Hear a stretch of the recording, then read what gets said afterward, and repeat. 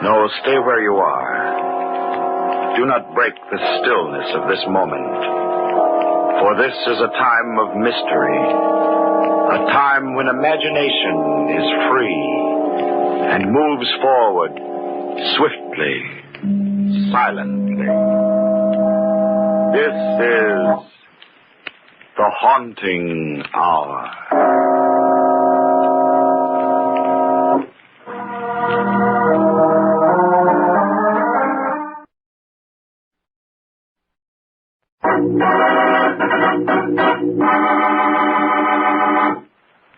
A corpse there was.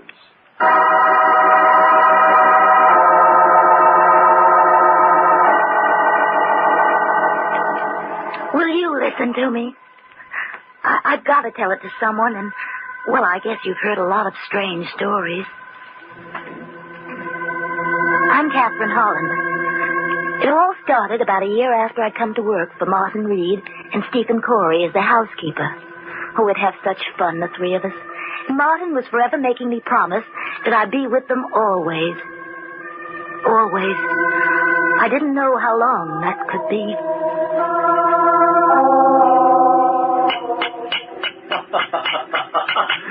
You're only joking, huh, Kathy? You wouldn't leave us. You'll stay with us always, won't you? Not if you keep doing that, Martin. Oh, you'll get used to it, Kathy. Oh, but cutting your own name on a tombstone, it's positively morbid. I don't see that. If a cobbler can make his own shoes, then surely a stone cutter can make his own monument. Well, that's true. After all, a man must do something with his spare time. And you, Stephen, of all people, have no right to scoff at me. Imagine a cemetery caretaker who wanders through the graveyard day and night, talking to the dead. If the people I met outside the cemetery, my dear Martin, were as interesting as the people I meet inside, perhaps I wouldn't. Since they're our only neighbors along this godforsaken road, and since I must get away from you occasionally... Now, look here, enough is enough. Are we going to let her boss us around, Martin? You nearly 60 and me twice her age? That's right. You're 42, aren't you, Stephen? Yep. You know, I think for your next birthday, I'll start on a nice marble headstone for you. Okay, I quit. I resign. Oh, no, don't say that, Kathy. We need you, Stephen and I. Always before, our housekeepers were stout and rheumatic. You're so young. It was like all at once having the shades pulled up and the windows opened when you came. You won't leave us, will you, Kathy? No, I won't leave you, Martin. You promise? I do. If you promise to take your medicine. No, I told you, Kathy. I don't believe in that quack doctor. There's nothing wrong with my heart. Oh, Martin, don't be stubborn. It's not a matter of being stubborn. I know I'm perfectly all right. How about those attacks you've had? Well, they were indigestion. You don't want to take that medicine because you and the doc have been enemies for years. You won't give him the satisfaction of treating you, even if it means... Please, Kathy. Don't you think I'm old enough to know my own mind? But Kathy's right, Martin. You should take your medicine. Oh, now you start. I'm going for a walk. I'll go with you. I don't want company. Now he's mad. Oh, don't take it to heart. He'll get over it. I wish he hadn't gone out in this weather. Yeah, I think it's getting worse. I'll go call him back. Stephen, what's that noise? I don't know. It was just outside the house. It's our cedar tree. That last flash of lightning struck it. There seems to be... Kathy! What? Move away from the door so I can see too. No, Kathy, please. Stay in here a minute. I'll go out. Oh, I'll go with you.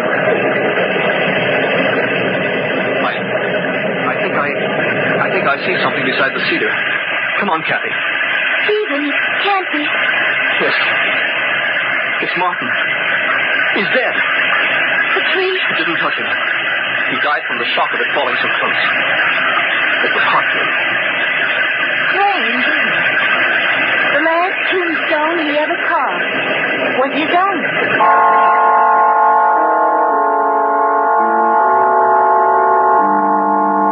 We buried Martin the next evening. There weren't many mourners. We lived too far from town to be well acquainted. At last, the few who'd come went away and left Stephen and me alone at the grave. They've all gone. Your eyes are all red, Kathy. Do you suppose he likes where we buried him? Right across the road from the house? I'm sure he does. He can sort of watch us from here if he gets lonely. It won't be us much longer, Stephen. What do you mean? Well, I can't stay here with just you. It isn't proper. Kathy, you know I wouldn't... Oh, I know, but what'll people think? I don't care about people. They're not important. Well, they are to me. I have a good reputation, Stephen, and I don't Kathy, don't leave me. Oh, but I must. Losing Martin was unbearable, but if I lost you, I'd have nothing left. I'm sorry, Stephen. There'd be no one to care if I live or die. If you go, I'll be all alone. You'll find another housekeeper. Housekeeper? Oh, Kathy, dearest, don't be such a little fool. I'm not a fool. You are if you can't see how much I love you. You love me? Oh, no. How could I help it? You're sweet and fresh and lovely. And I never knew before what joy it was to watch a woman. Anything you do, the way you walk and laugh, even the way you get angry. It's beautiful. Oh, keep away from me. I don't know what's come over you. I was content just having you about the house, being near you, but now... Oh, my darling, you mustn't go away. Oh, please don't look at me like that. Please, Stephen. Dearest, let's get married. I'll make you happy. No, I don't love you. Don't touch me. Oh, I like you a lot. I'm very fond of you, but, well, it's not love. I could never love you. Why, Kathy? I'll make you a good husband. Oh, no, Stephen, no. You're twice my age. But I'd worship you, Kathy, dearest. Oh, to quit bawling Kathy, dearest, at me like a lost lamb. I'm going to the house and pack my things. I won't let you go. You belong to me. I don't belong to anyone. If you don't get out of my way, I'll throw this rock at you. There's someone else. You love someone else. No, Stephen, I just don't love you. Don't come near me. I'll throw it, I swear. Kathy, no! I told you I would, didn't I? Why couldn't you believe me? Well, get up. Stephen! He was lying on his back, motionless. I bent over him and... his face, the rock had caught him between the eyes. I couldn't think. I was terrified. I only knew that Stephen was dead, that I had killed him. A murderess, that's what everybody would say. They'd put me on trial, all those faces gaping at me like I wasn't human, and then they'd... No. I had to get out of here. The road past the graveyard. If I followed it, I'd reach the main highway. I'd run. I'd run so fast no one would catch me. Oh, it was dark. The body wouldn't be found till morning. By then I'd be far away. I had to keep moving. Had to. Where could I go? Where could I hide? Flying down the road for hours and hours. Till my legs were numb and my heart tearing at my chest, deafening me with its thunder. No, that wasn't my heart. It was a car. They were looking for me. Somehow they'd found Stephen already. Oh, it was getting nearer and nearer. I slipped behind a tree.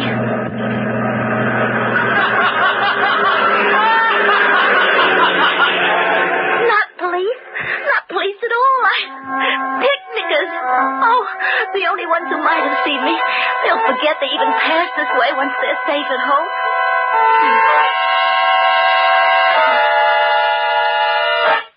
Safe at home. Suddenly, I realized what a fool I'd been. I couldn't escape a police dragnet by running away. They'd never stop looking for me. The best place to hide was at home. Why, of course. I'd gone back to the house from the funeral and straight to bed. Stephen had decided to stay at the grave a while longer. Everyone in town knew he liked to wander through the cemetery. And especially tonight, with Martin just buried. He must have caught a prowler, and the man had thrown a rock at him. That's how it happened.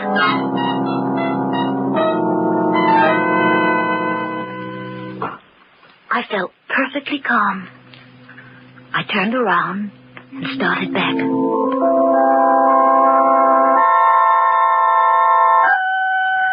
The sky had been cloudy all evening, but as I walked up the road toward home, it cleared.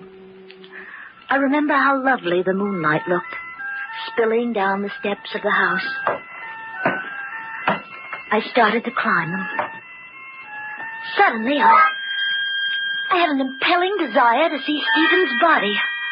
Well, I tried to fight it, but the thought of him, cold and crumpled, lying like some cast-off doll in an attic, hypnotized me. I went down the stairs and started to cross the road.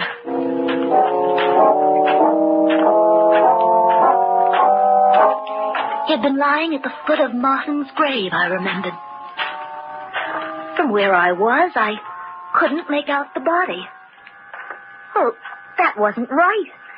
The old man was buried directly across from the house. I should be able to see Stephen. I slipped through the gate, hurried to where the corpse had lain. It was gone. There wasn't a trace of it. I dropped to my hands and knees, searching about the new mound of earth for some proof that it hadn't all been a nightmare, that I'd really killed Stephen. There wasn't anything. No matted grass where the blood should have dried, nothing fallen from his pockets, not even the stone with which I'd struck him. And it was so quiet, so deathly quiet, with the moon whitewashing Martin's headstone, and the one next to it. The one next to it. But there hadn't been any grave there before. And this one was fresh. As fresh as Martin's. I slowly raised my eyes and looked at the tombstone. Stephen Corey, born May 9th, 1901. Died April 20th, 1944. Why, I'd know that carving anywhere. Martin was dead. But Martin had made that gravestone.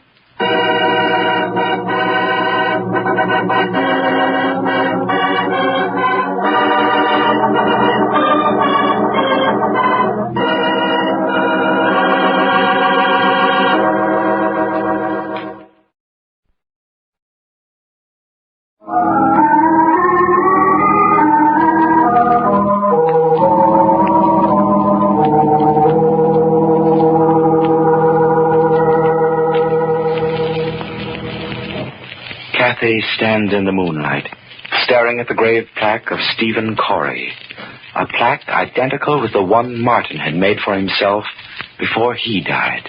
And yet, how could Martin have carved that headstone? He had not made one for Stephen before he died, I knew that. Still, Stephen had been buried, and the date on the monument was right. I felt the answer, but I pushed it back away from my mind. It couldn't be true that Martin had kept his promise even now and had carved the stone. That these dead who were Stephen's friends had buried him. Had he loved me so, he wouldn't make me pay for what I'd done. Did he plead with them to cover him so I'd not be found out? I didn't know. I was paralyzed with fright. I had to get out of here back to the house before I lost my sanity. I don't know how long I lay there, cowering in my bed. At last, the darkness of the night closed in about me, and I slept. But then, out of the darkness, the doorbell rang. Sharp sound, a streak of fear over my flesh. The police had come. Stephen's grave had been discovered. I had to go to the door. Are you Catherine Holland? I'm Estelle Bailey, Martin's sister. Oh, yes, I should have known. Come in, Mrs. Bailey. Stephen sent me a telegram this afternoon about Martin's death, and I took the first train out here. I'm sorry if I woke you. Oh, that's quite all right. Come in. I know it's been a long trip. Perhaps I can fix you a bite to eat? No, thank you. I'd like you to take me to see the grave right away. Martin's grave? Now? Miss Holland, I hadn't seen Martin for 9 years. I'm ashamed of that, and I want to rectify it now as soon as I can. If you won't take me, perhaps Mr. Corey will. Oh, he's not here. He's in town. Well, I'll wait up till he comes in. Oh, you'll wait a long time. I don't understand. Oh, Stephen was quite shocked by your brother's death, you know, and, well, he felt he had to get away from this house, so, well, he mightn't be back tonight. But if he went into town, why didn't he meet me at the station as he wrote he would? Well, I don't know. Every moment she sat there, she'd think more and more about Stephen's absence. I had to distract her the only way I could. I had to take the chance that she wouldn't notice that other headstone. But if she did notice it, I would have to kill her, too. But just then, something happened to spare us both. Oh, good heavens. Oh, look, it's raining again. Yes, the moon's gone in. It's pitch black outside. Then there's no use going into the cemetery, I suppose. I'm afraid not, Mrs. Bailey. What a shame. Finally, she went upstairs. I waited until I knew she slept. Then I took a spade and crept across to the cemetery. It was wet and cold, but I didn't notice the weather. For I had a scheme. A very clever scheme. I was going to dig up someone else's headstone as well as Stephen's and switch the two. I couldn't disguise his new-made grave, but at least I'd conceal who was buried there. It was just before dawn when I slipped back to the house. Mrs. Bailey woke me about 8, and together we went into the cemetery. I came up level with the graves, and... Oh, no. No, it couldn't be. I had switched them last night. Stephen Corey, born May 9th, 1901. Died April 20th, 1944. His headstone. Exactly where it had been before. But I had dug it up. There were blisters on my hands to prove it. Mrs. Bailey, had she noticed? No. She'd gone right to her brother's grave and stood staring at it, wiping away the tears. I'm very glad of one thing, Miss Holland, that Martin is buried a little apart from everyone else. He liked to be alone most of the time, you know. Even in death, he would prefer solitude and being isolated from all the others. Solitude? Isolated from all the others? But Stephen was lying right by his side. She couldn't see Stephen's headstone. It was incredible, but it was true. Come, Miss Holland, it's raining. We might as well go now. I'll take the early train back to the city. After she'd gone, the house was empty, yet full of a screaming silence. And I sat looking out at the grayness of the lonesome day. Had there really been a grave at all? Growing inside me was a grim fascination to see. The mud sucked at my shoes. Through the dusk, I walked determinedly toward that spot where the headstone stood. I slipped through the fence. Then I was standing beside the tree, leaning against it. For I couldn't believe what I saw. There, beside the others, stood a third headstone, and stretching almost at my feet, a freshly dug grave. Even before I crept forward to see, I knew what the plaque would say. Catherine Holland, born June 7th, 1923, dead April 21st, 1945. Tonight. April 21st. That was tonight. And I was still alive. Martin, listen to me wherever you are. I said I'd be with you always, but you can't force me to follow you. You can't force me to follow you. Tears filled my eyes. I took hold of a hateful stone and tried to flatten it into the ground, Then through the tears, I saw the dark bruises on my hands. Bruises on my hands, but it wasn't possible that... I touched one of the dark splotches. It rubbed away. Then the truth went through my mind. I fell to my knees. The letters I thought were carved into the stone. They too were blurred. I drew my finger along my name. It was lettered in black crayon. Thick, archaic lettering, darker toward the middle than at the edges, giving the illusion of depth. Giving the illusion of being cut into the stone. Then that's how Stephen's headstone was made. That's how. I stood up. Fear fell over me like a cold, wet sheet. Behind this adventure was a human being. A being like myself. Then I saw the thing in the grass, sending a tiny sparkle toward the dust-filled sky, and greedily I picked it up. A copper-colored metal cap from an eyebrow pencil. So that was how the letters had been drawn. That was how this thing had happened. Then I knew who had done it. And even before I turned to look, I knew she was standing there, staring at me, unmoving, a thin smile on her lips, her eyebrows thin, too, penciled on with surety and deftness. Turn around, Miss Holland. I see you have guessed the truth. It was you. You killed him. But do you think my conscience will hurt me as yours does? Would it make your death any easier to know you didn't kill Stephen Corey? I don't understand you. I'm telling you the truth.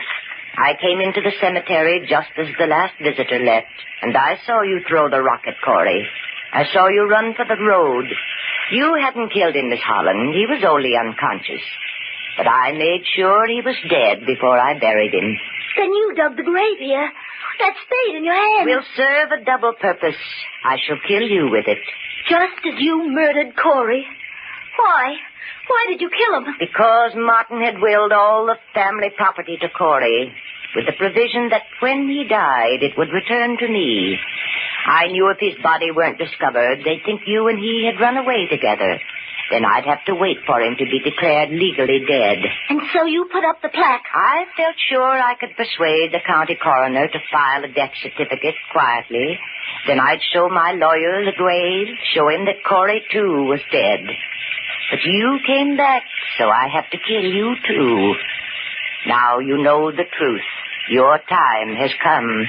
That spade, Mrs. Bailey. Is for you, Miss Holland. Stay back from me. Stay back. I'm going to kill you. I'm not afraid, Mrs. Bailey. You're real. I can fight you. This will be your grave, and I shall bury you in it. Give me that spade. Give it to me. Go here. I said that spade.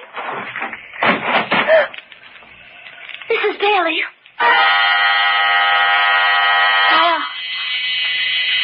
My eyes were clouded with flashes of blackness. I lay on the ground, feeling the cold, wet earth against my cheek. Without warning, it had happened. One wall of the grave gave way, and she lost her balance and fell forward into the gaping hole. Dirt from the mound began rolling down, clods of it covering the edges of her long skirt. And she lay still, silenced, at the bottom of the grave. A few wet clods of earth were still slowly tumbling down, as if they had an intelligence of their own, an intelligence that told them to bury the dead. Bury the dead. For she was dead, and she had died instantly. Her neck twisted beneath her loosened, flowing hair that hid the hideous sight of her eyebrows, thin and long. Her neck was broken, and she lay in the grave she had meant for me.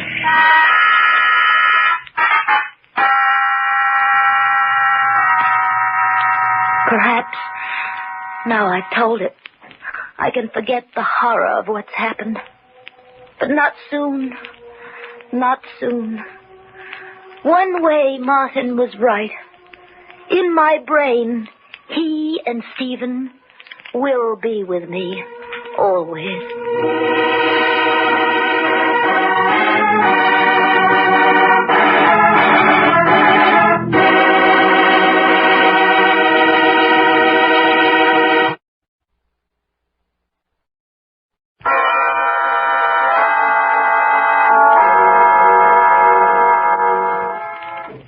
From shadows and stillness, mystery weaves a spell of strangest fascination, charging the mind with doubts and fears.